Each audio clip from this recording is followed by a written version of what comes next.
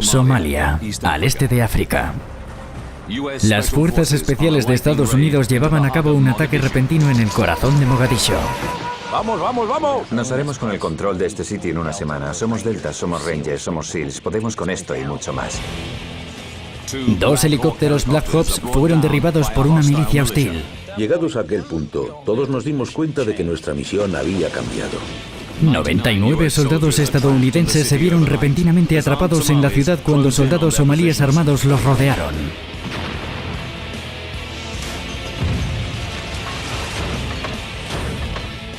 Ahora, nuestros investigadores analizarán por qué una misión rutinaria falló tan estrepitosamente, provocando el mayor número de bajas en el ejército estadounidense desde la guerra de Vietnam. Los desastres no ocurren sin más. Son una cadena de sucesos críticos. Desentrañaremos las pistas e iniciaremos la cuenta atrás hacia esos últimos segundos catastróficos. Segundos catastróficos. Black Hawk derribado.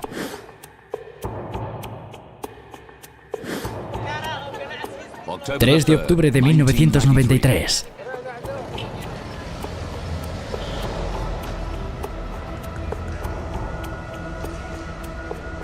Los Rangers, una de las fuerzas de élite del ejército estadounidense compuesta por 160 soldados, esperaba instrucciones para un nuevo ataque sobre una ciudad sin ley, la capital de Somalia. ¡Vamos allá! Su misión era capturar o matar al solitario caudillo de Somalia, el general Mohamed Aidid, y meter en vereda a sus rebeldes seguidores. Los servicios de inteligencia habían localizado un objetivo clave: miembros del clan de Aidid reunidos en un punto del centro de la ciudad. Los Rangers debían capturarlos vivos o muertos.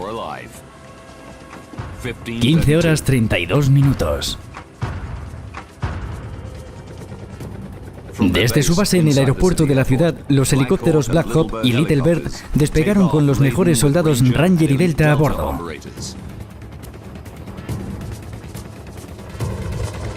Llegamos a tierra firme dejando atrás el océano. Estábamos viendo las chabolas de la periferia y de repente entramos en la ciudad.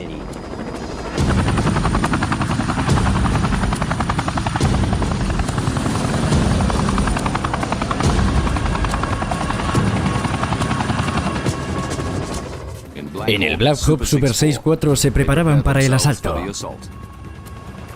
Matt Eversman era un sargento de 26 años que lideraba a sus hombres por primera vez. De repente, el piloto del helicóptero nos comunicó que íbamos a realizar el asalto. Al oír eso, la adrenalina me invadió el cuerpo. Íbamos a descender desde 2000 pies sobre el nivel del mar a unos 40 pies. Es un descenso increíble, emocionante y da muchísimo miedo.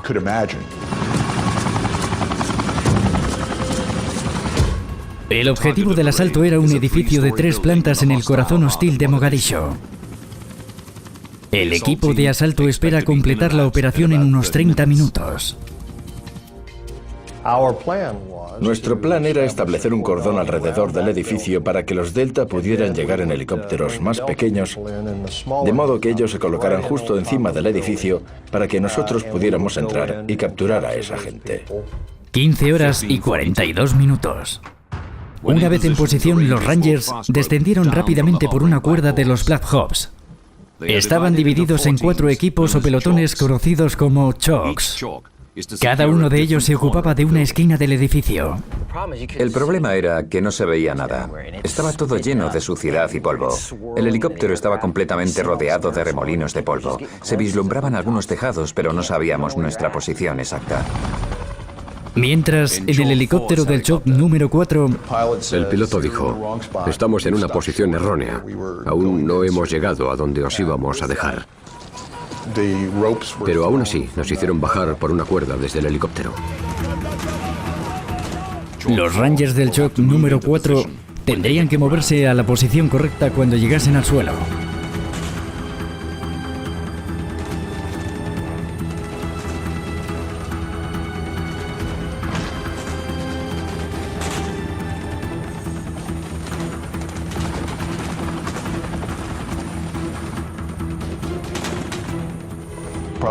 Iba por la mitad de mi cuerda cuando vi el cuerpo de uno de los nuestros, el joven Ranger Todd Blackburn, tendido en el suelo. Mi primera reacción fue pensar que habían abierto fuego sobre nosotros y que le habían disparado antes de que yo hubiera siquiera llegado al suelo.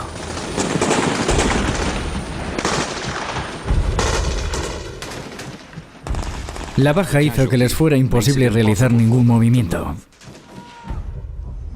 El médico se giró y me dijo: no le han disparado. Ha perdido el control y se ha caído. Yo pensé que estaba muerto porque sangraba por la boca, la nariz y los oídos y estaba tendido de una forma horrible.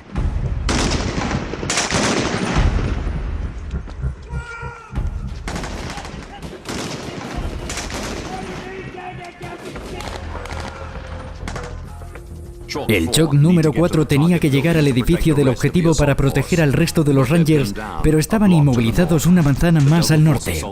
El equipo de asalto de las fuerzas Delta entró en el edificio en busca de los secuaces de ID.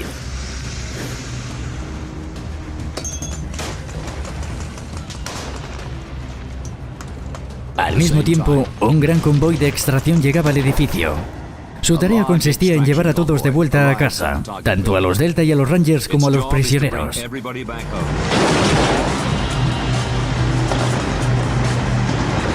Aquí Black Hawk 6-4, estamos en posición para la extracción, cambio. En el vehículo se encontraba el coronel de batallón Danny McKnight. Llegué a la posición indicada desde donde podía ver el edificio. Estaba esperando indicaciones.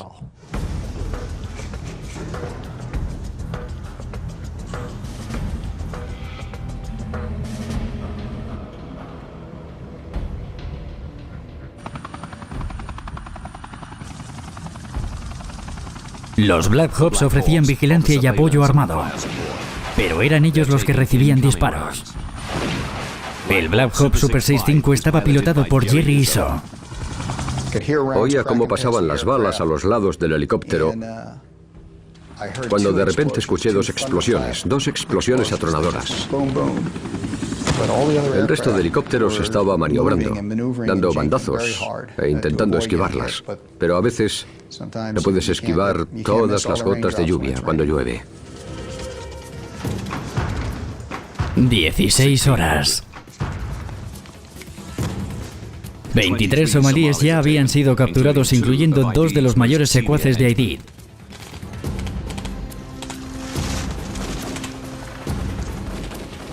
Se preparaban para irse con los prisioneros.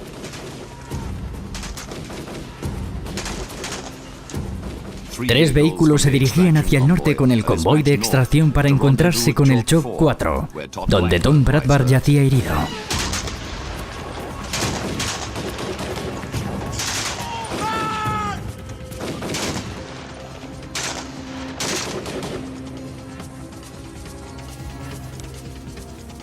Desde el Centro de Operaciones Conjuntas, el teniente coronel Jerry Boykin supervisaba la misión a través de la transmisión en directo de los Black Hawks que sobrevolaban la batalla.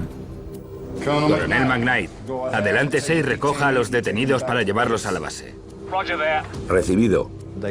Capturaron a los objetivos muy rápidamente, sin apenas resistencia. La extracción se iba a realizar más rápido de lo que yo esperaba.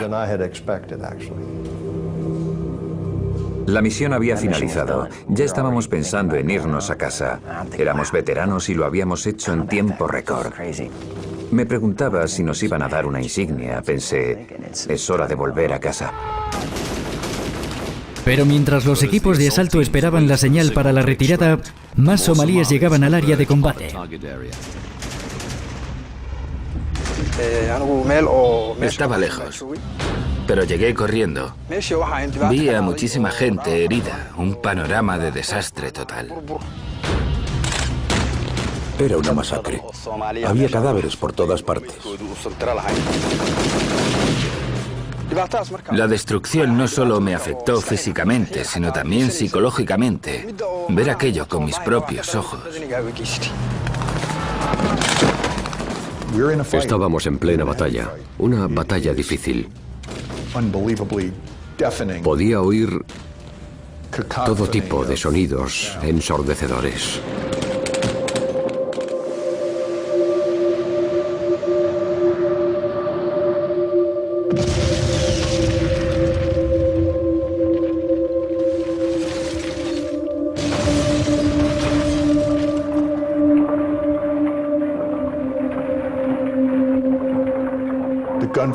El ruido de los disparos era tan alto que me dolían los dientes.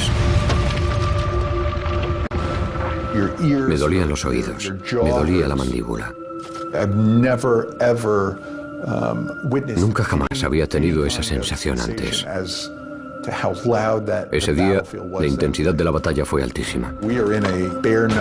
Estábamos combatiendo contra esa gente que no parecía rendirse. Solo podíamos detenerlos con balas o con más violencia.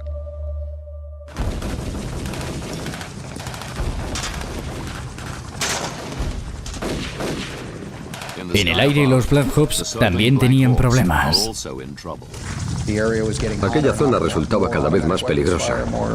Recibíamos disparos de metralleta por todas partes. Nosotros estábamos allí sentados pensando, venga, venga, daos prisa, acabemos con esto, tenemos que conseguir salir todos de aquí.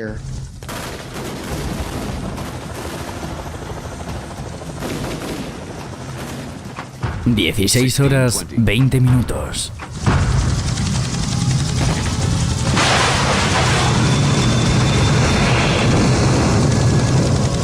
Nos han dado. Vamos a estrellarnos. Aquí el 6-1, nos estrellamos. Aún conservo en la memoria la imagen del helicóptero perdiendo altura. Pensé, cielos, parecía que se iba a estrellar. Pero eso no podía estar pasando. Lo vi con mis propios ojos. Sentí una gran alegría y emoción al ver estrellarse el Black Hawk.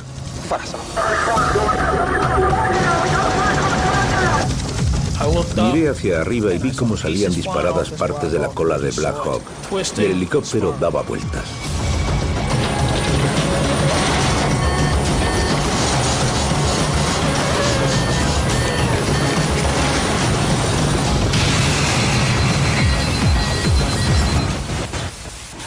El 6-1 ha caído, el 6-1 ha caído. Han derribado un Black Hawk.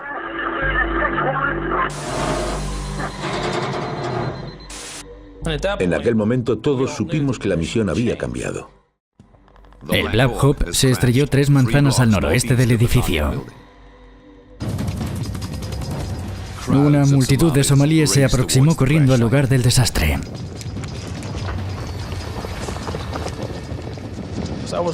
Miré hacia abajo, hacia donde se había estrellado, y vi literalmente hordas de somalíes corriendo hacia el Black Hawk derribado. Descendí hacia ellos, pero tenía la sensación de que no tenía demasiado tiempo para llegar allí. El convoy de extracción fue desviado hacia el lugar del desastre.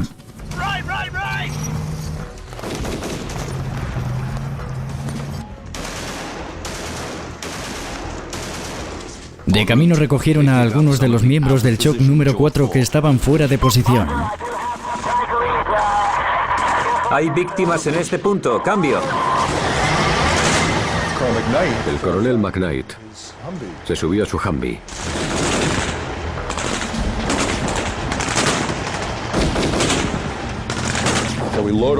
Todos nuestros hombres se subieron a los vehículos y nos dirigimos hacia el lugar donde se había estrellado.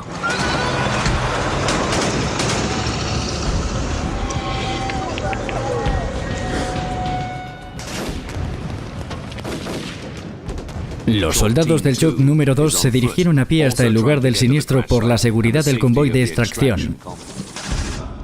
Oí un grito.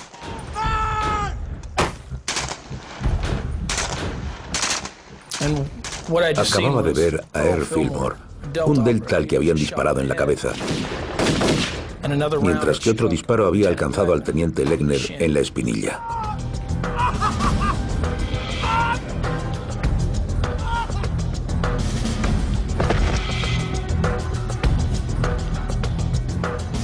Recuerdo mirar a través de la calle y pensar, Dios, ¿cómo ha podido pasarle esto a un Delta? Bueno, había hecho todo de forma correcta. Intentas no pensarlo, pero entonces te das cuenta, oh Dios mío, no somos invencibles ni Superman. Pueden atravesar nuestra armadura. 16 horas 40 minutos. 6-4, ¿estáis bien? Un segundo helicóptero, el Black Hawk Super 6-4 pilotado por Mike Durán, fue derribado. El 6-4 ha caído. Le han dado. Se va a estrellar.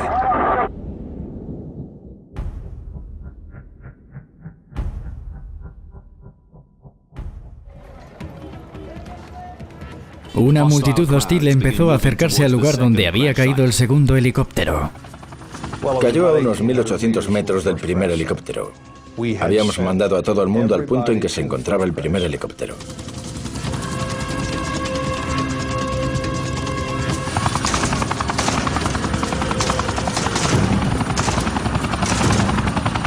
Jamás se nos habría pasado por la imaginación que podríamos perder dos en un solo día.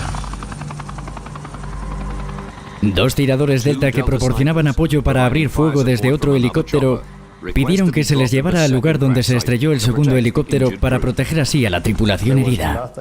No había nada que pudieran hacer para ayudarlos. Eran dos tíos contra un número desconocido de milicianos somalíes. Tuve que negarme.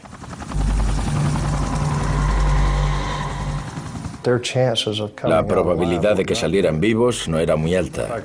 Les pregunté si entendían mi postura y me dijeron que sí.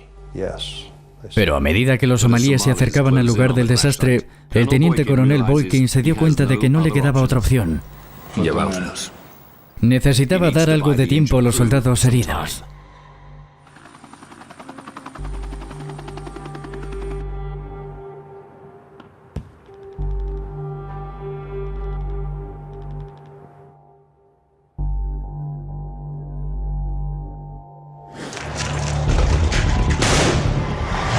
¡Avanza, vamos! El convoy principal seguía aún atrapado en las laberínticas calles, Recibido. La próxima a la derecha. El siguiente camino a la derecha. incapaz de llegar al lugar de los helicópteros caídos. Se estaba librando una batalla infernal. A ambos lados de la calle había somalíes disparando sin piedad. Uno de nuestros vehículos estaba circulando por una calle cuando el misil RPG pasó volando por encima de nosotros. Tened cuidado, están disparando misiles. Maldita sea, parad. ¡Parad! Hubo otra emboscada y de nuevo hubo víctimas. La misión era prácticamente inviable, teniendo en cuenta las víctimas y nuestra situación. Hay muchas víctimas. Hay que meterlas en algún vehículo y sacarlas de aquí lo antes posible.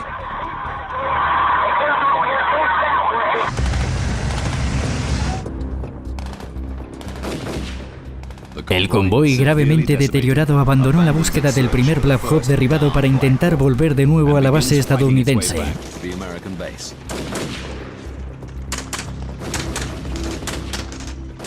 El piloto herido del segundo Black Hawk derribado, Mike Durán, fue defendido por dos únicos tiradores Delta, Randy Shugart y Gary Gordon.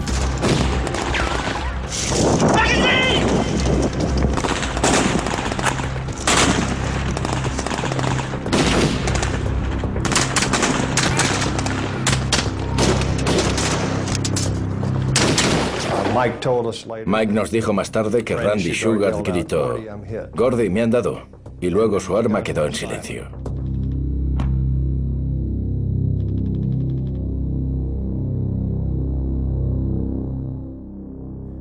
Una multitud de somalíes alcanzó el sitio donde se estrelló el segundo helicóptero. Se abalanzaron sobre los supervivientes y los cadáveres de los tiradores Delta. Mike dijo que solo recordaba una ola de gente que se abalanzaba sobre él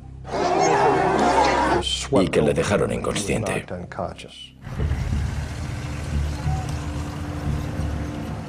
El convoy principal, muy deteriorado, volvió a la base. 99 soldados de las fuerzas Ranger y Delta se quedaron en la ciudad atrapados y rodeados en sus posiciones cerca del primer Black Hawk derribado.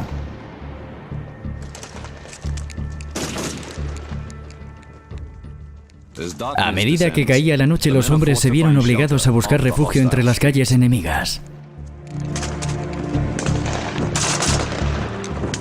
Estábamos enfadados. No entendíamos cómo habíamos llegado a estar en aquella situación. Nosotros éramos los Rangers. Teníamos a los Delta que nos ofrecían apoyo aéreo. No había manera de que esos tíos nos pudieran hacer frente. Era una locura.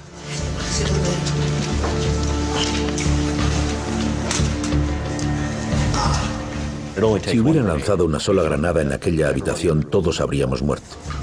Es una sensación horrible. Da miedo pensar que puede que no vivas para despertarte al día siguiente.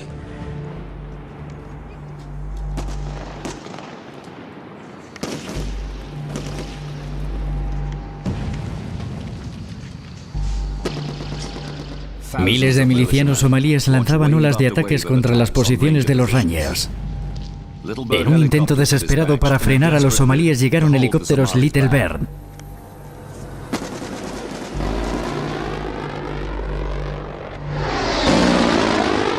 Cada vez que los Little Birds se acercaban y disparaban, iluminaban el cielo. Era como un rayo. Los misiles sonaban como un trueno y llovían trozos de metal a nuestro alrededor. Cuando se iluminaba la calle, podíamos ver las sombras de los hombres que se movían por fuera. Y descubrimos no solo que había más de los que pensábamos, sino que estaban más cerca de lo que creíamos. 23 horas 15 minutos. Un convoy gigante partió de la base estadounidense para adentrarse en la ciudad, compuesto de tanques pakistaníes y vehículos blindados malasios, y llevando a bordo tanto a Rangers como a hombres de la 10ª División de Montaña. La misión de aquel nuevo convoy era salvar a los hombres que estaban atrapados. El teniente Larry Morse lideró un contingente de Rangers hacia la ciudad. Sabían a qué tipo de batalla se iban a enfrentar y sabían que iba a ser un camino largo y difícil. Pero teníamos que hacerlo, llegar y llevar a cabo nuestra misión. 1 de la madrugada y 55 minutos. Los vehículos de Larry Morse llegaron al lugar donde se encontraba el segundo helicóptero. No encontraron a ningún superviviente, ni ningún cadáver. Minutos después, el convoy de rescate llegó al refugio de los Rangers situado cerca del primer Black Hawk derribado.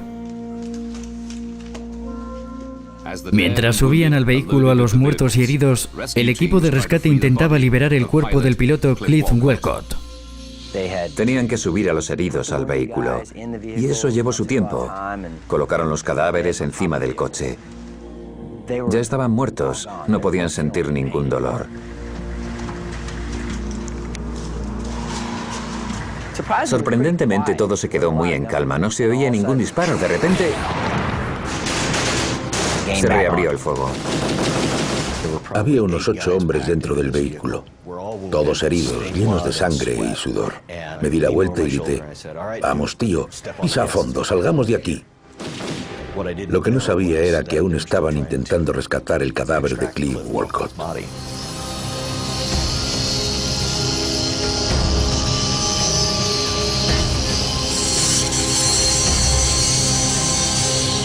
Nadie iba a salir de allí hasta que todos estuvieran a bordo, así que se quedaron hasta que fueron capaces de sacarlo del helicóptero.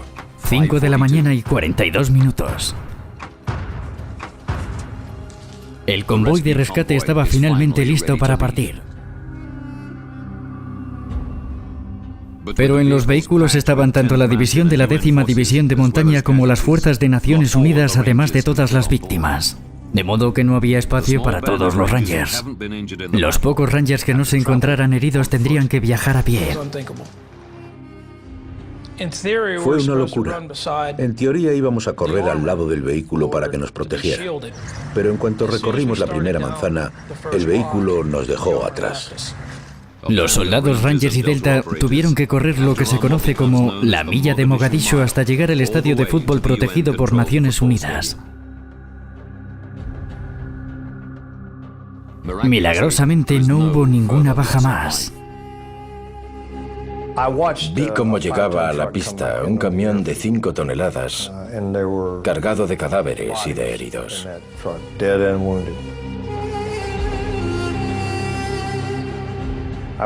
Me acerqué corriendo para ayudar a bajar la puerta trasera. Una vez la bajamos, vimos como un río de sangre brotaba del camión. Desde una perspectiva emocional fue un golpe enorme ver a todos esos muertos, personas que estaban bajo mi mando. 18 soldados habían muerto y otros 84 se encontraban heridos. El piloto Mike Duran había sido tomado como prisionero y llevado a un paradero desconocido. Mike Duran, Ejército de los Estados Unidos. Se calcula que las víctimas mortales somalíes fueron entre 500 y 1000. Las imágenes mostradas en televisión de los cadáveres de soldados estadounidenses siendo arrastrados por las calles de Mogadishu dejaron a la sociedad americana en estado de shock. Ahora, echando la vista atrás hacia lo ocurrido aquel fatídico día, analizamos cómo una milicia desorganizada y sin recursos hizo frente a algunos de los soldados mejor entrenados del planeta.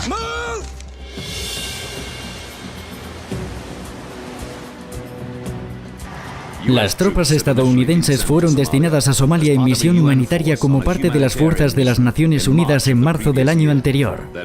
Su misión era velar por la seguridad y suministrar provisiones en la operación Restaurar la Esperanza.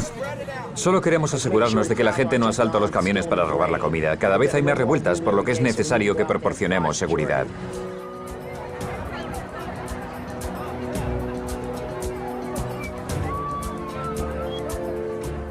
Robert Oakley era uno de los enviados especiales a Somalia en la operación Restaurar la Esperanza.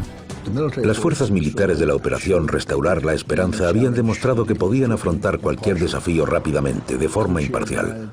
Bajo las órdenes de los Estados Unidos y de las Naciones Unidas, civiles y militares trabajábamos juntos. El país lo estaba haciendo muy bien.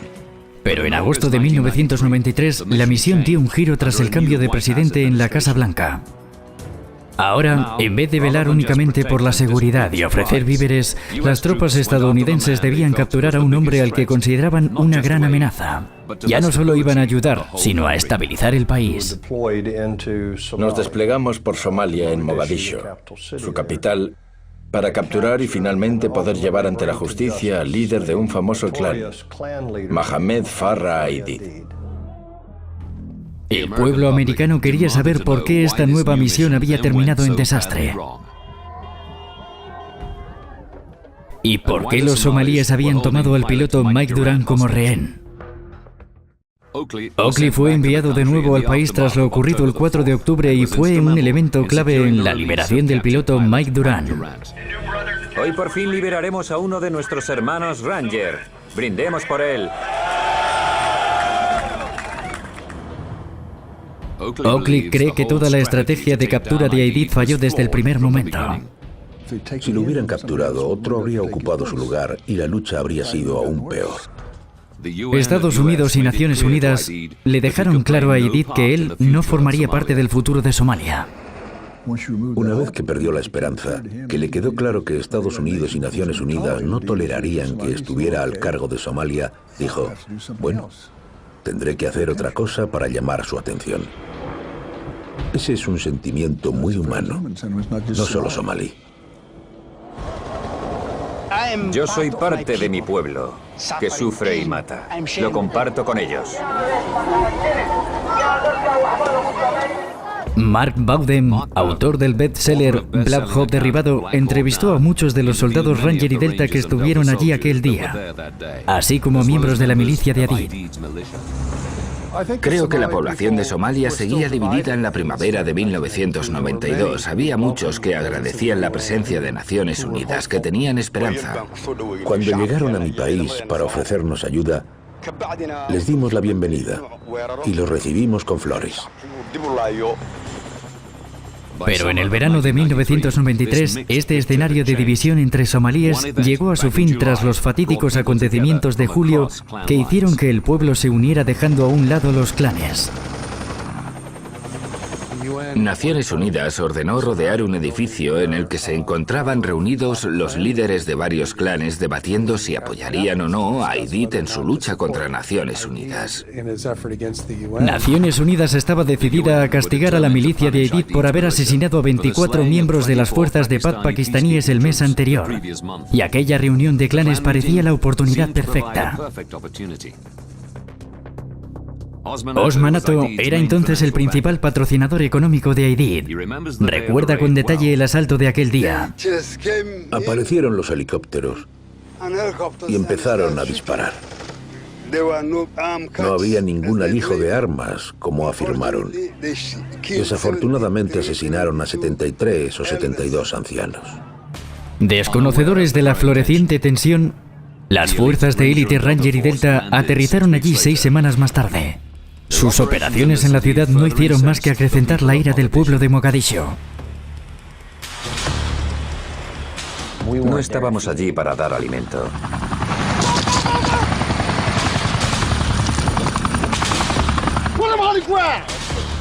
¿Puedes imaginarte estar tan tranquilo y que de repente aparezcan helicópteros cargados con hombres que llaman a tu puerta y que te dicen haz esto y haz aquello?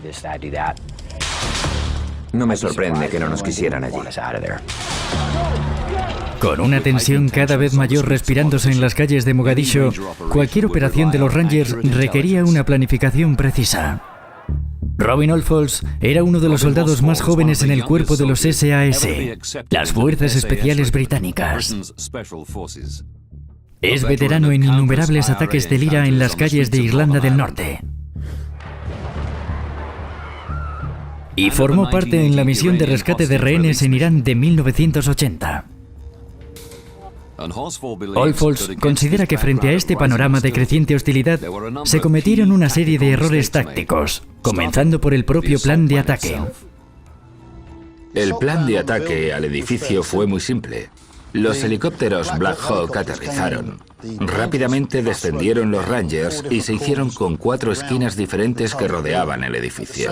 A su vez, las fuerzas Delta aparecieron con sus helicópteros Little Bear, saltaron de los helicópteros y llevaron a cabo el asalto al edificio principal. Se trataba de un asalto que podía llevarse a cabo en cuanto el general Aidid y sus secuaces aparecieran. Las fuerzas Rangers necesitaban un plan de acción inmediato, necesitaban poder atacar en cualquier momento, desplegarse en tierra firme rápidamente. Si tardaban mucho en prepararse, cabía la posibilidad de que el objetivo ya no estuviera donde las fuerzas de inteligencia habían asegurado que estaría. Cuanto más simple, mejor. No quiero decir que no puedas cambiar nada. No siempre vas a hacerlo igual. Pero yo lo llamo seguir un patrón. Ese sencillo patrón les había funcionado infinidad de veces en el pasado, pero no esta vez. Y Olfolds tiene una teoría del porqué. En los años 70 y 80, cuando luchábamos contra el IRA en Irlanda del Norte, nos enseñaron a no repetir nunca un patrón. Cada vez que repites una misión y repites el mismo modus operandi, le estás proporcionando información al enemigo. Eso supuso que una vez que la milicia supo a dónde se dirigían los Rangers, estaban listos, esperándolos. Mientras los 4 Chok de los Rangers accedían, los refuerzos que observaban la batalla informaron de que la milicia entraba en masa al edificio. Nos dijeron que había gente en el objetivo, que habían visto armamento pesado, que habían visto ametralladoras, habían visto a gente, de modo que sabían que nos acercábamos y todo se complicaba. La milicia de Aidid tenía un plan de contraataque. Intentar derribar un Black Hawk, arrastrar a los Rangers caídos en el helicóptero estrellado y rodear la zona con los milicianos hostiles. Aidid debió pensar, vale, si vienen otra vez con los helicópteros y su ataque sigue el mismo patrón de los anteriores, entonces estaremos preparados. Tendremos un RGP-7 en las proximidades y lo utilizaremos para derribar cualquier helicóptero que se acerque. No deberían haber subestimado a Aidid. Utilizamos todos los medios de que disponían los somalíes para derribar aquellos helicópteros, porque los helicópteros eran nuestro mayor enemigo. Los Rangers nunca imaginaron que una primitiva granada lanzada por cohetes sería capaz de derribar un Black Hawk. Nunca antes había sucedido, pero Aidid había encontrado su punto flaco y lo iba a aprovechar. En los 80, los mujahidines afganos habían conseguido derribar helicópteros Hind soviéticos con sus adorados RPGs. El RPG-7 es una simple granada lanzada por un cohete. La parte más vulnerable de cualquier helicóptero es el rotor de cola. Si una bala impacta en el fuselaje, saldrá por el otro lado sin causar daños mayores. Pero si alcanzas el rotor de cola, el helicóptero perderá completamente el control y se estrellará. Subestimamos su habilidad para derribar un helicóptero del cielo con un RPG. Pensamos, bueno, si un helicóptero cae será únicamente debido a problemas mecánicos. Se habían dado cuenta de que si eran capaces de derribar un helicóptero podían desmoronar la ciudad que nos rodeaba. Pero para Holfors, el momento crítico fue la caída del segundo helicóptero. La unidad especial de las fuerzas Rangers solo contaba con 160 hombres en tierra. Desplegaron todos sus activos en el lugar del primer impacto para habilitar una zona de seguridad. Y no había forma de dividir a los soldados y desplegarlos en el lugar donde se había estrellado el segundo helicóptero. Los Rangers fueron arrastrados a una batalla callejera para la que no estaban preparados ni armados. Tuvieron que hacer frente a un enemigo que habían subestimado. Había soldados corriendo por la parte de atrás de las camionetas en chanclas. Uno de ellos llevaba puesto un casco de fútbol americano y pensamos, ¿esto es de broma? Y vamos a tener el control de este sitio en una semana. Somos Delta, somos Rangers, somos SEALs y vamos a machacarlos. Los somalíes son gente orgullosa y lucharán por su propia defensa y la de su país. Estoy seguro de que los Rangers son muy buenos soldados, pero subestimaron a los somalíes. Ese fue uno de sus muchos errores.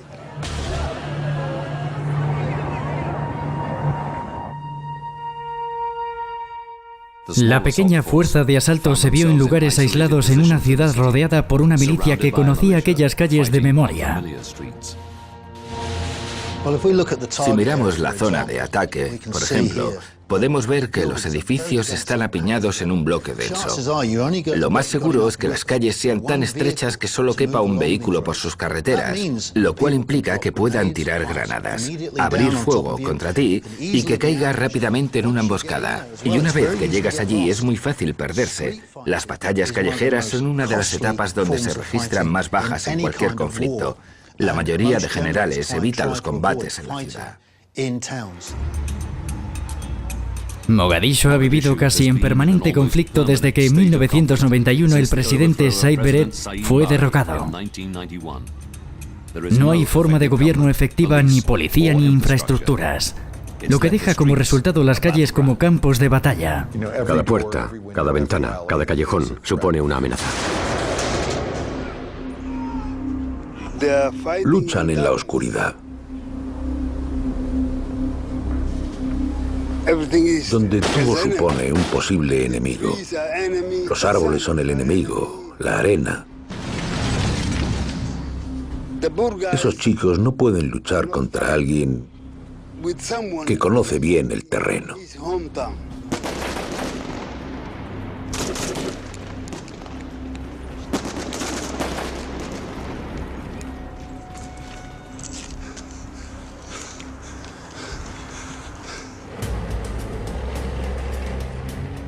Tradicionalmente, Estados Unidos ha usado armas de fuego superpotentes para igualar la batalla contra aquellos que les ganaban en número en su territorio. Pero Holfors cree que los Rangers no podían utilizar esas armas. No tenían helicópteros de combate, no tenían misiles, ni artillería. Por consiguiente, llevar a cabo operaciones de una naturaleza tan agresiva sin esos refuerzos los convertía en una fuerza muy débil sobre el terreno.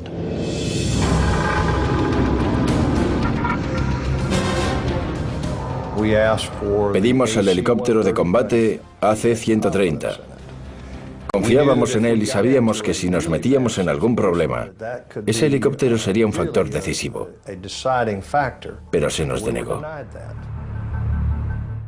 Las peticiones al gobierno de Estados Unidos para que les mandaran vehículos blindados a Somalia también fueron denegadas. Si hubiéramos tenido un vehículo que nos hubiera protegido mejor, un vehículo blindado, podríamos haber atravesado aquellas calles de forma más rápida y segura. Nos hicieron ir a ese territorio, pero no nos dieron lo que necesitábamos para llevar a cabo la misión. Sin vehículos blindados ni refuerzo aéreo, los Rangers se vieron obligados a depender únicamente de los Humvees, más vulnerables y menos ofensivos, y de los helicópteros Black Hawks. ¡Vamos, vamos, vamos! Esas decisiones, tomadas desde un punto de vista político, no tuvieron en cuenta el efecto táctico que supondría en el terreno. Una vez más, los líderes de Estados Unidos cometieron un enorme fallo de cálculo. Pero no solo fueron los líderes quienes subestimaron la habilidad de los somalíes para efectuar un contraataque brutal. Los soldados en tierra también cometieron grandes errores tácticos. El asalto fue diseñado para llevarlo a cabo en menos de una hora, de modo que prescindieron de chalecos antibalas, equipo de visión nocturna e incluso cantimploras con agua. Quizá dé la impresión de que nadie sabía lo que estaba haciendo, pero en aquel momento pensamos realmente que eso era lo mejor para la misión. De ese modo, iríamos más ligeros. Miré a Geoff y le pregunté la hora. Me dijo que eran las 2:30. Le dije, ¿cuánto durará esta misión? Unos 45 minutos. De acuerdo. Entonces, ¿para qué vamos a llevarnos gafas de visión nocturna si es de día? Fue una mala idea. Cuando cayó la noche, se vieron reducidos a un pequeño grupo rodeado por enemigos que los superaban en número. Si hubieran cogido las gafas de visión nocturna, habrían tenido ventaja y habría supuesto una gran diferencia. No habría habido tantas víctimas. Ahora podemos revelar la cadena de acontecimientos que provocaron el mayor número de víctimas mortales en el ejército estadounidense desde la guerra de Vietnam. 68 minutos para el desastre. Una fuerza de élite era enviada para realizar un asalto en la ciudad enemiga de Mogadiscio.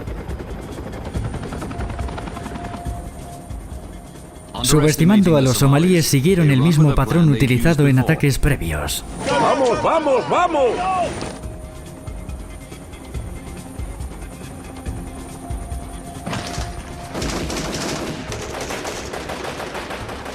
40 minutos para el desastre.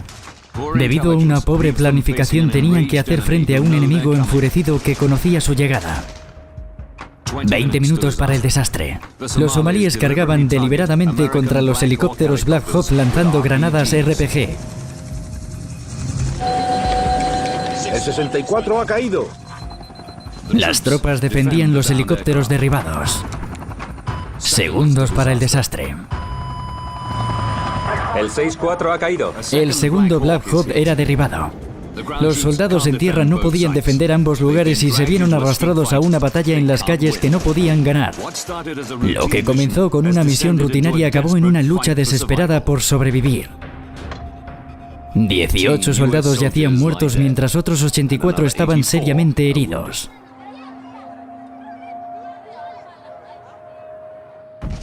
La misión fue un éxito desde el punto de vista militar.